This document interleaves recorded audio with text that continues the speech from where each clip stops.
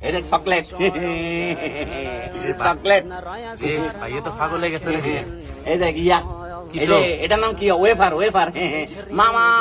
wafer